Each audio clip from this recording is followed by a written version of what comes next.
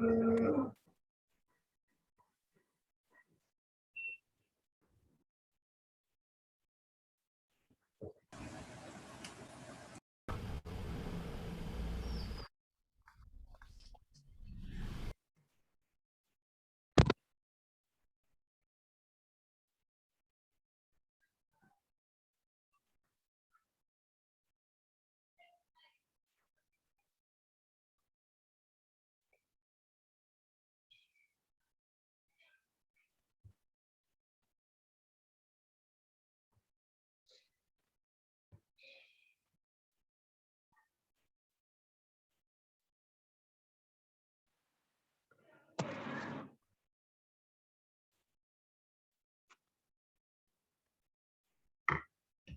गए जी सारे नहीं?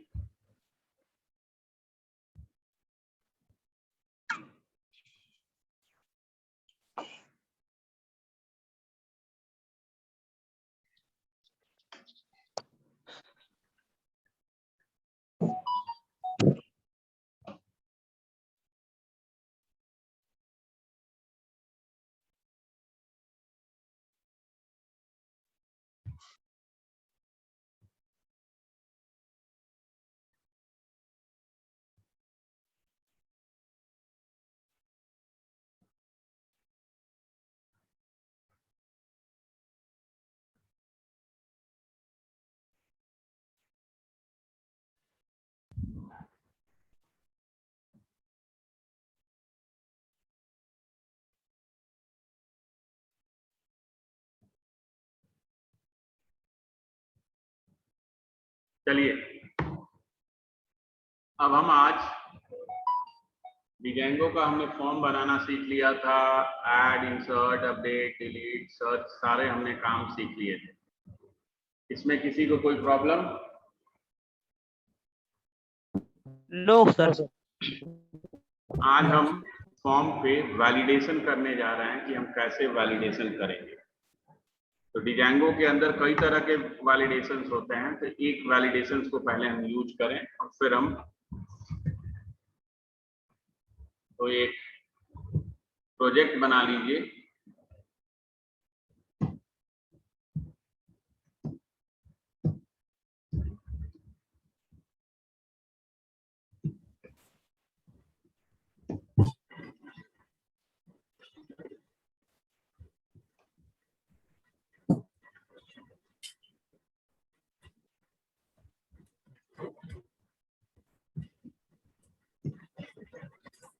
और इसके अंदर आप ऐप बना लीजिए।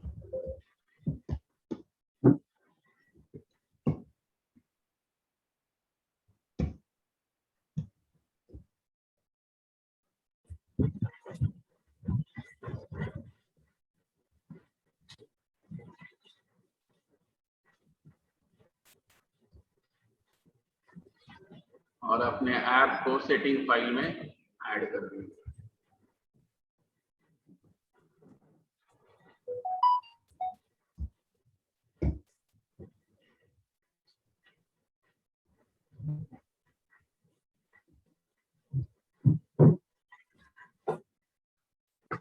और आज हमने डेटाबेस MySQL यूज करना है।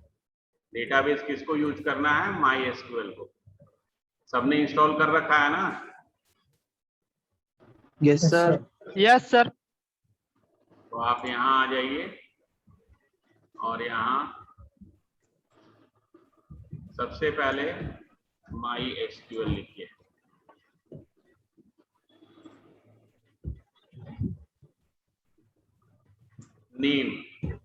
नेम में हम डेटाबेस का नेम देते हैं। तो डेटाबेस नेम जो है, एक मेरे पास है इरम हमने दे लिया।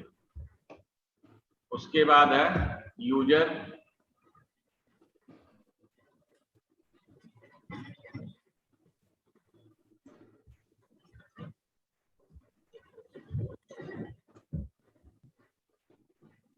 और यूजर है मेरा रूट।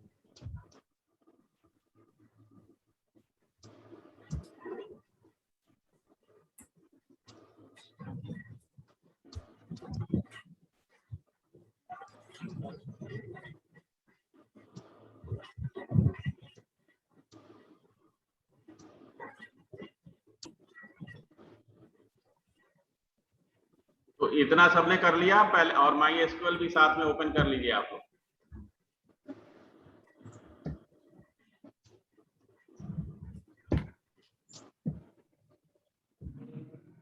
यस सर, कर लिया।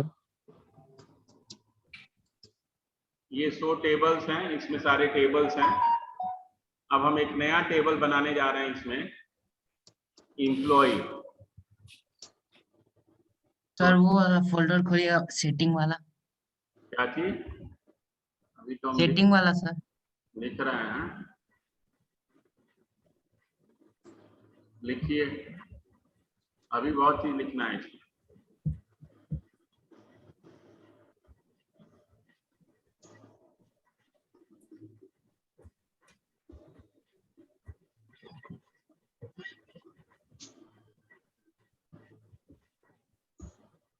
हो गया सर।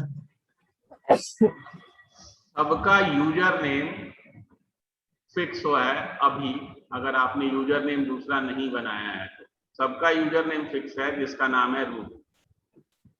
पासवर्ड और होस्ट, पासवर्ड एंड होस्ट दो चीज हमारे डिफरेंट होते हैं, पासवर्ड और होस्ट। तो यहाँ पासवर्ड, मेरे सिस्टम का जो पासवर्ड है वो आपके सिस्टम का पासवर्ड नहीं होगा, जो भी आपके सिस्टम का पासवर्ड है वही दीजिएगा। मेरे सिस्टम में जो पासवर्ड है वो रूट है। होस्ट, होस्ट सबका सेम होगा। अगर आप नेटवर्क पे काम कर रहे हैं, यानी कि मल्टीपल यूजर के इन्वायरमेंट में काम कर रहे हैं, तो यहाँ पे आपको आईपी एड्रेस देना पड़ेगा, IP address of machine where SQL my SQL is installed. और लास्ट में एक होता है पोर्ट। ये पोर्ट होता है अगर हम एक ही सिस्टम में एक तो मल्टीपल एसक्यूएल रखा हुआ है, या जब हम सर्वर पे काम करते हैं तो सर्वर पे हर डेटाबेस के लिए भी हम अलग से पोर्ट असाइन कर सकते हैं, या जब भी हमको एक्सेस करना है नेटवर्क को तो बाय डिफॉल्ट हमको उसका डिफॉल्ट पोर्ट 3306 देना होता है। लेकिन यहाँ पे हम ब्लैंक छोड़ दे रहे हैं, इसलिए कि डिफॉल्ट हमारा क्या होता है, 3306 होता है। तो ये इतने चीज आपको लिखने होते हैं। इंजन में हमारा माई एसक्यूएल आ जाएगा, बाकी सारे एडिटिंग वही रहेंगे। नेम यानी कि डेटाबेस का नेम है, ये क्या है मेरा डेटाबेस नेम। ये हमारा है सिस्टम का my SQL password user.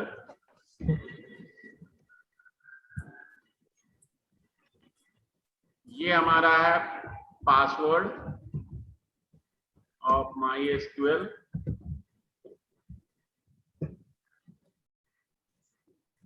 My SQL running machine IP address. आप यहाँ पे आईपी भी दे सकते हो, तो लोकल होस्ट की जगह पे हम क्या लिख सकते हैं 1270 ऐसे करके 001।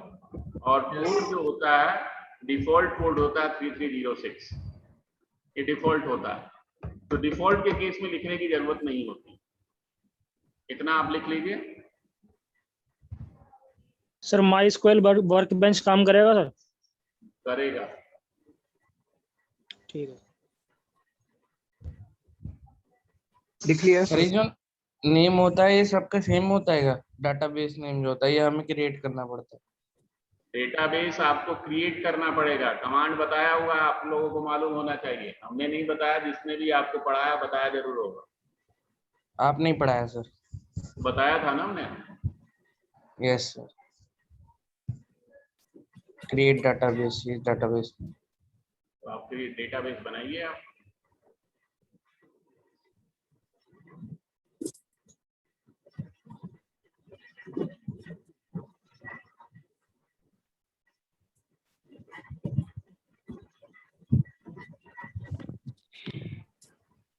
यस सर, हो गया, आगे बताइए। अब आप मॉडल को ओपन कीजिए।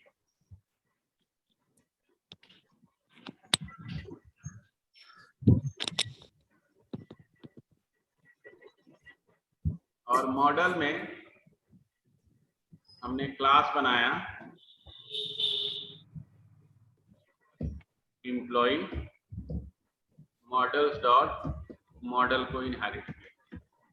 इसमें हमने एम्प्लॉय नंबर और इसको हमने कहा ये इंटीजर फील्ड होगा,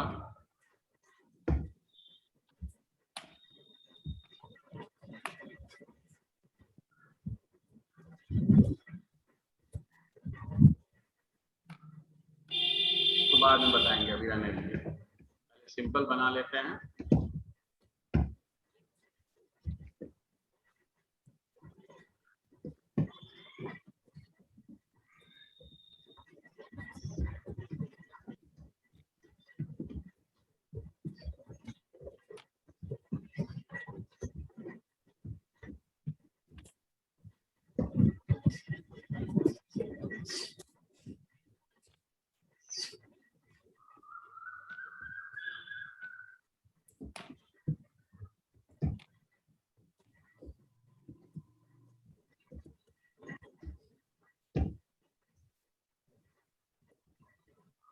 लिखिए इतना।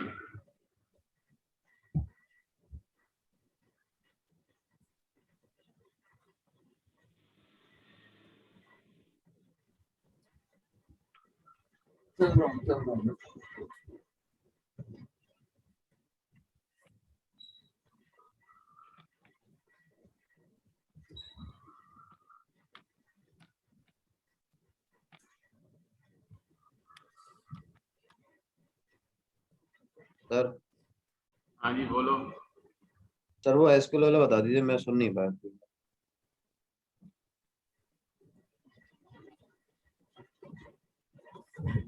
कौन बोल रहे हो?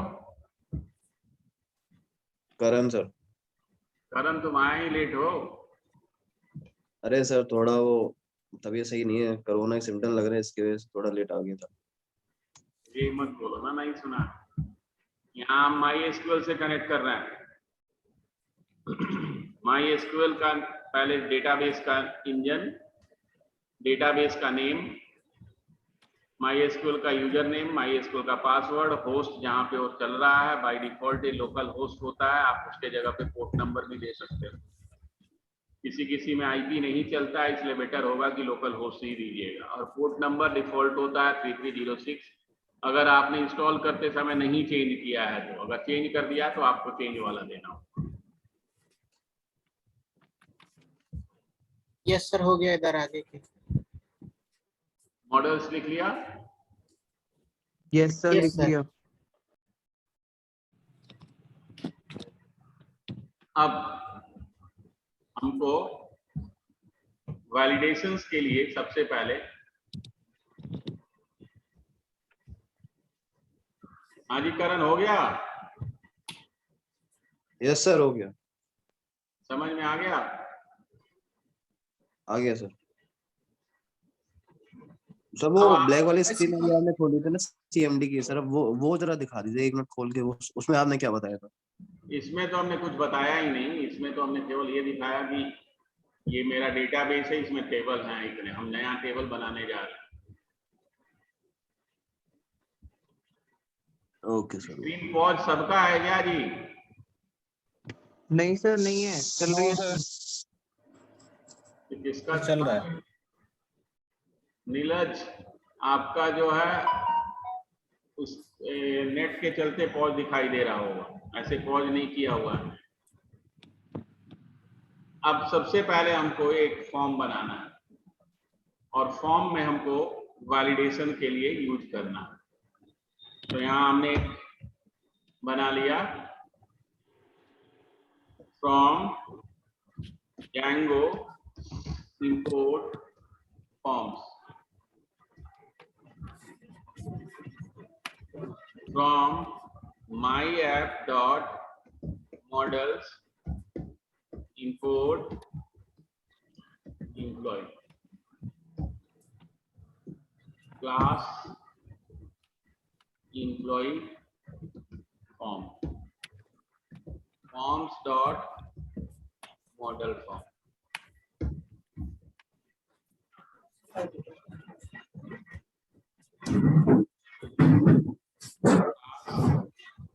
डेटा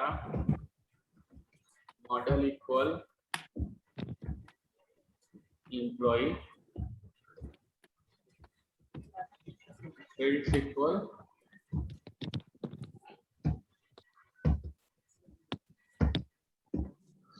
ये डिफॉल्ट हम लिखते हैं इतना, लेकिन इसमें हमको अब वैलिडेशंस के लिए लिखना है। इतना पहले लिख लीजिए, फिर हम वैलिडेशंस लिखते हैं।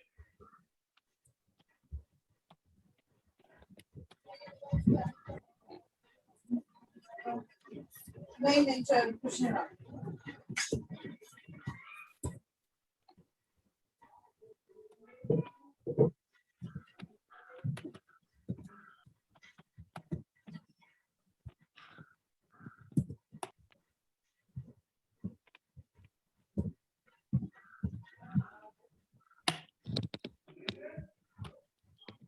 यस सर हो गया। लिख लिया जी सबने? नहीं सर, तो 1 मिनट चाहिए।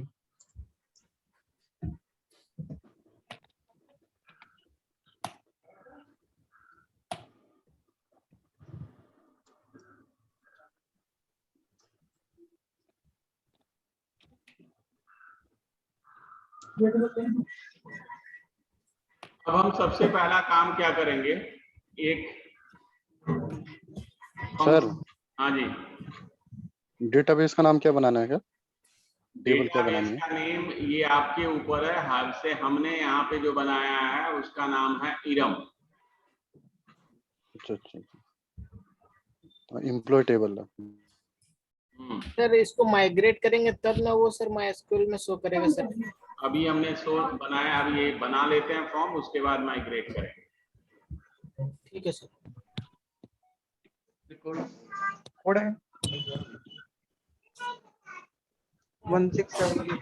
हो गया जी?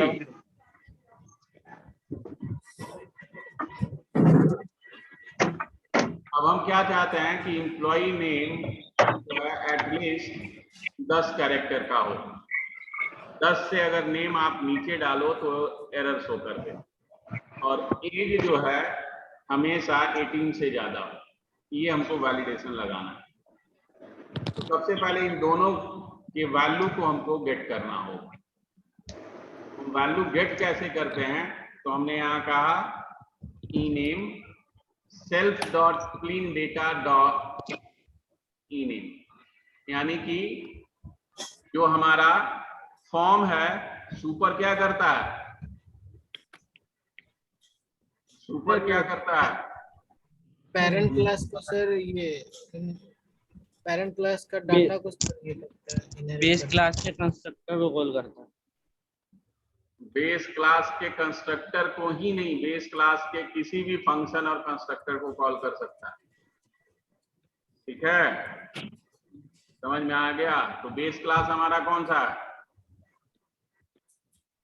Model form. है। Model base class model form ही हुआ ना, जिसको Yes, आप sir. तो वही बेस होता है। तो उसके क्लीन मेथड को हम यहाँ ओवरराइड कर रहे हैं, और उसी के अंदर ये हमारा क्लीन डेटा मेथड है, प्रॉपर्टीज है, जिससे हमने ईनेम को गेट कर लिया, एम्प्लॉय नंबर को भी गेट कर सकते हो, सारे आप जितने चाहें आप उन सबको गेट कर सकते हो यहाँ पे फॉर्म के अंदर। तो 4 फील्ड है, हम चारों को पहले गेट कर लेते हैं। EMP नंबर, ये जरूरी नहीं कि हम यहीं पे हम कुछ और फील्ड वैल्यू ले सकते हैं, लेकिन बेटर होता है वही नेम लिया जाए। EMP नंबर, ई नेम, और क्या था, ईमेल, वो हमारा था एज, और यहाँ पे आप नंबर जो आपके मॉडल के अंदर नेम है वो नेम यहाँ पे मैंडेटरी है, देखो इसमें वही होगा जो मॉडल में नेम दिया हुआ है।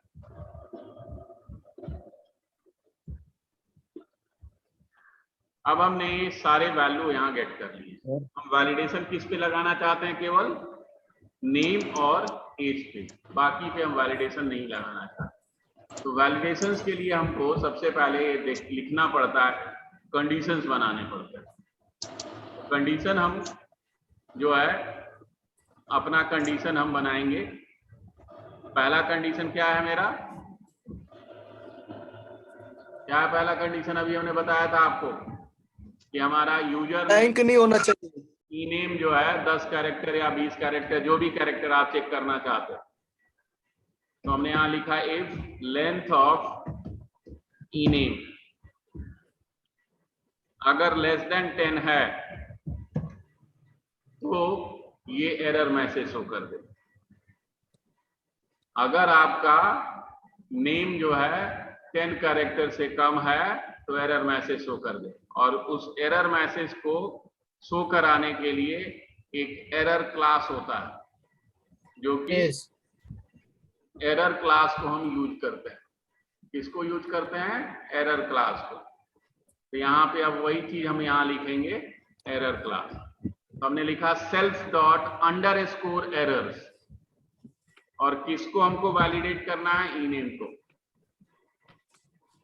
ईनेम को वैलिडेट करना है। तो यहाँ पे जिस फील्ड को हम वैलिडेट कर रहे हैं वो देंगे एरर क्लास। अब यहाँ आपको लिखना होगा कि एम्प्लॉय, जो भी आप मैसेज देना चाहते हो, employee name must be more than 10 character. Sir हम यहाँ पे रेस कीवर्ड का यूज कर सकते हैं कि नहीं?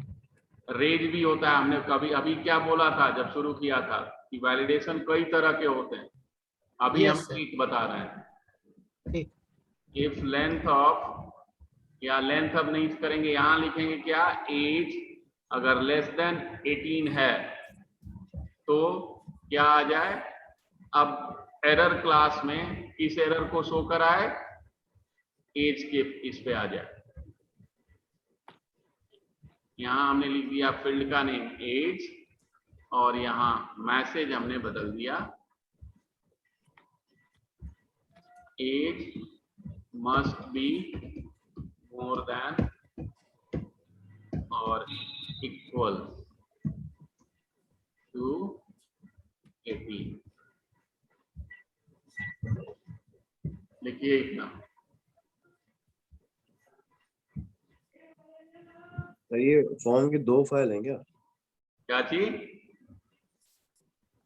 ये फॉर्म डॉट py की 2 फाइल हैं क्या सर? ये हाँ, एक ही आपको बनाना है।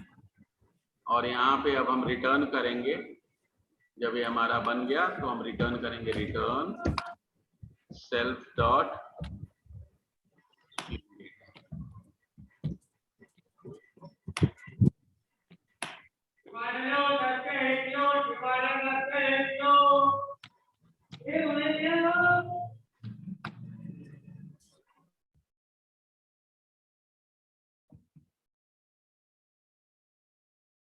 मेरी आवाज आ रही है?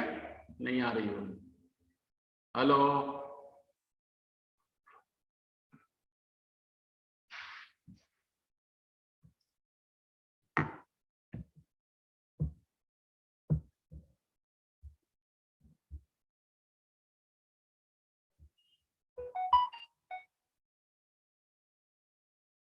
हाँ ब्रदर, सबकी चली गई यार।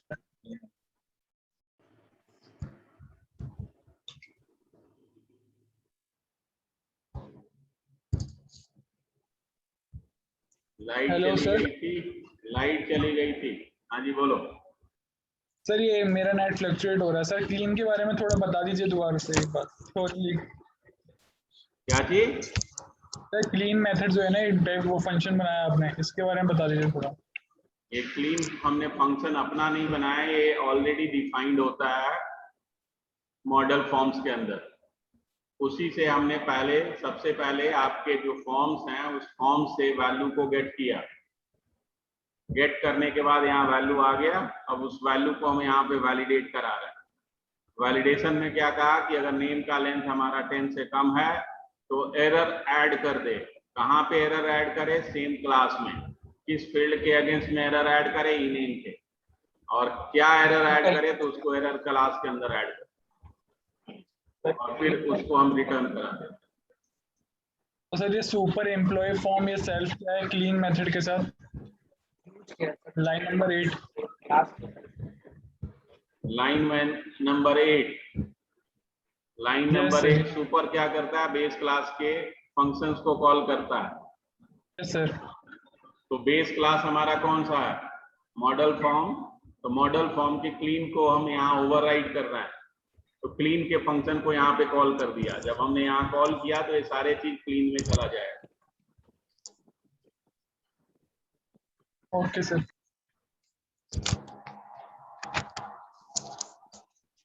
लिख लिया जी सबने? थोड़ा नीचे कीजिए। डाउन कर दीजिए। यस सर, हो गया। यस सर, हो गया।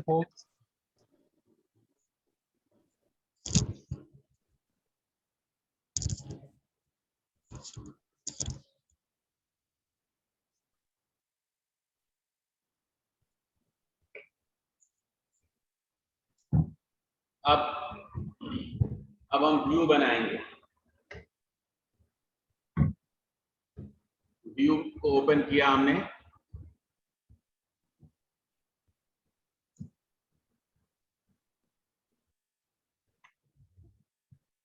और व्यू में फ्रॉम माई ऐप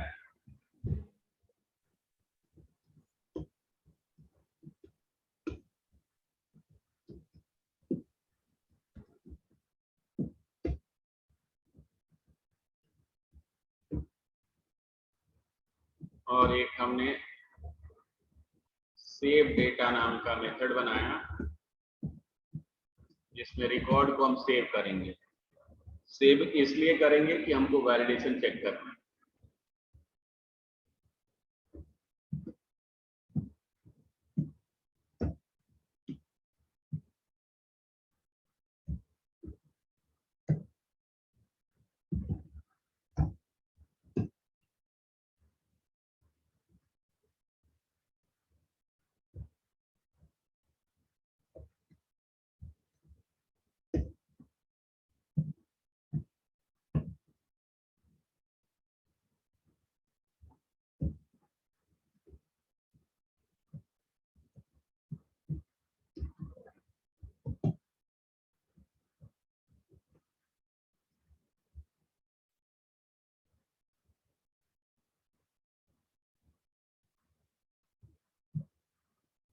और यहाँ पे एक और इंपोर्ट कर लीजिए, फ्रॉम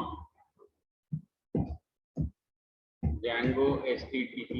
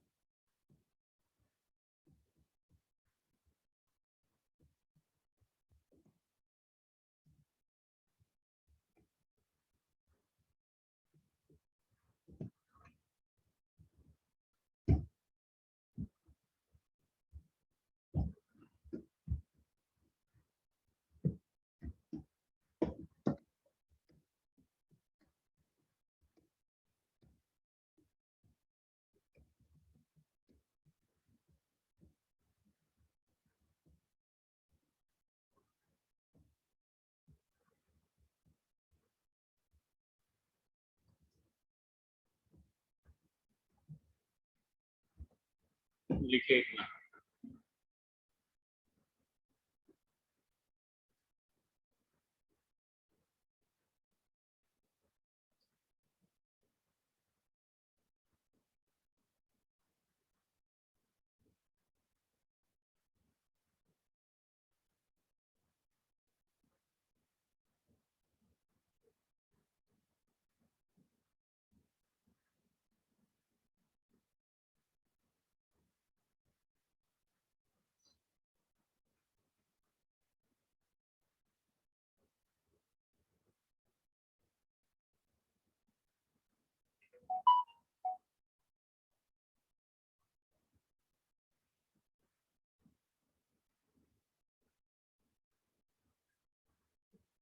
हो गया? नहीं सर, तो एक लाइन रह गई।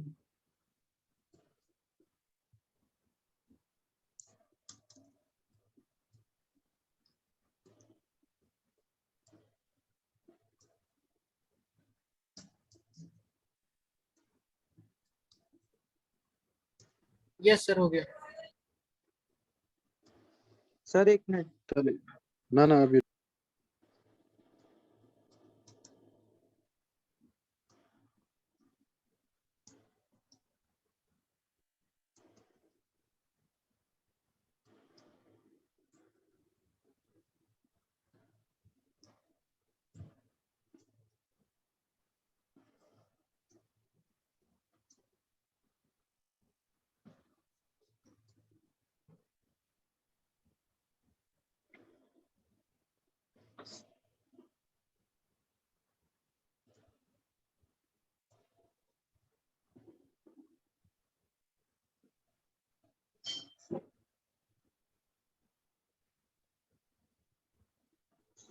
हो गया सर। हो गया। Yes sir. Yes sir. अब एक HTML पेज बनाइए।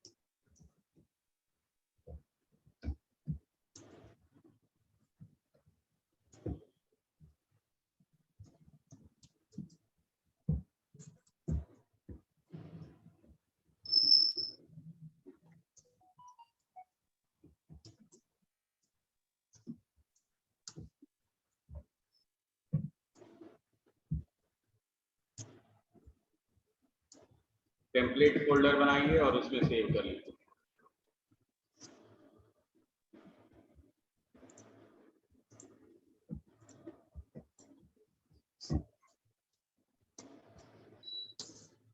यस सर, हो गया।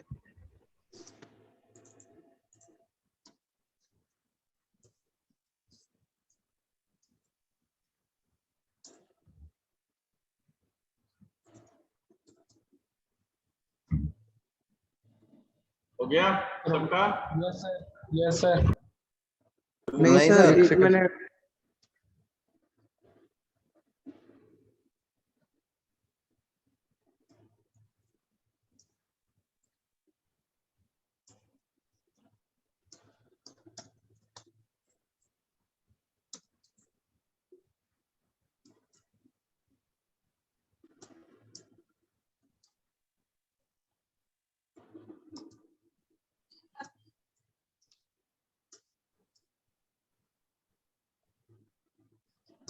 सर अगर लाइन 5 को अगर सीएसएस देनी होगी तो पी टैग को सीएसएस देंगे हम? क्या चीज? लाइन 5 में अगर सीएसएस देनी होगी फॉर्म को तो पी टैग में देंगे सीएसएस? हाँ, आप जहाँ जिसमें टैग में देना हो उसमें दे दो। नहीं सर, फॉर्म तो पी एज अ पी आ रहा है ना।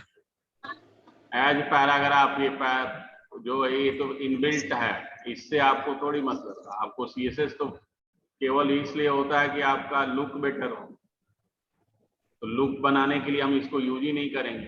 उस केस में हमको HTML यूज करना पड़ेगा। सर हाँ जी।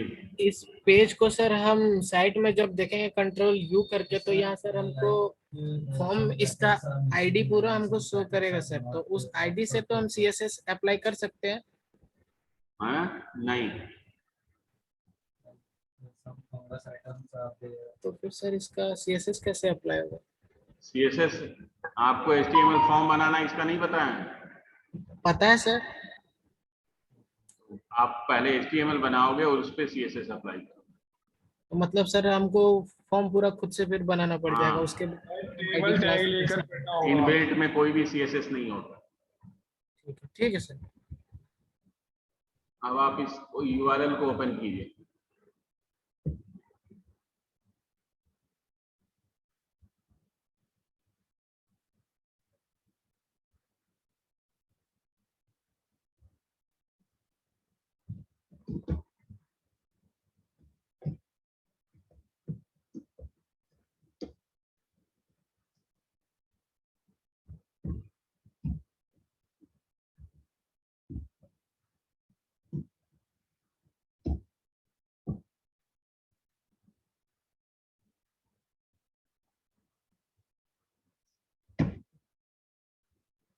अब इसके बाद इसको आप माइग्रेट कीजिए। पहले आप इतना सबने कर लिया? Yes sir. सबका हो गया? Yes sir, yes sir, yes sir. यहाँ आके अब आप लिखिए मेक माइग्रेशंस सबसे पहले। अब एक गलत है अनइंडेंट फॉर्म्स के अंदर।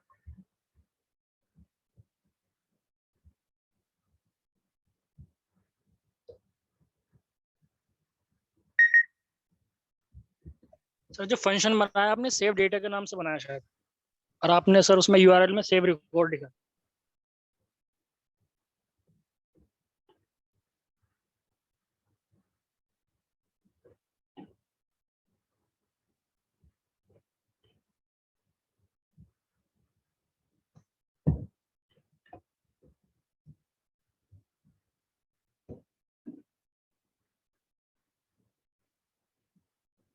सर हम लोग का ये MySQL का डेटाबेस का नाम गलत बता रहा है, ईरम किए फिर भी। अब यहाँ जाके सबसे पहले आप इसमें देखिए आपका बना या नहीं।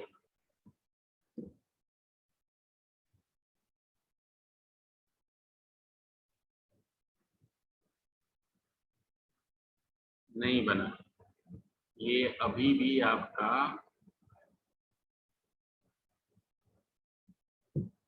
डेटाबेस नेम में एरर दे रहा है सर।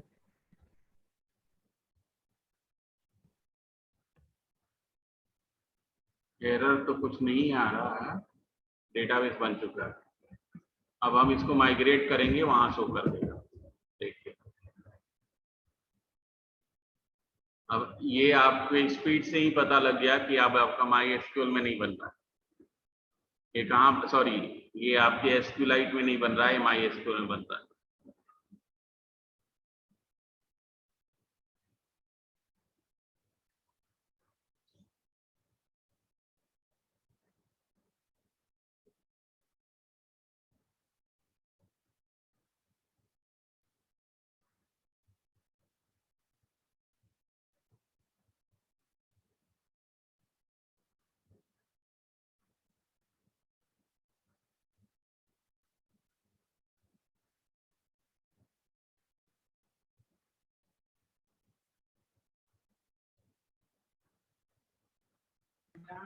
सर एक बार फॉर्म दिखा दीजिए।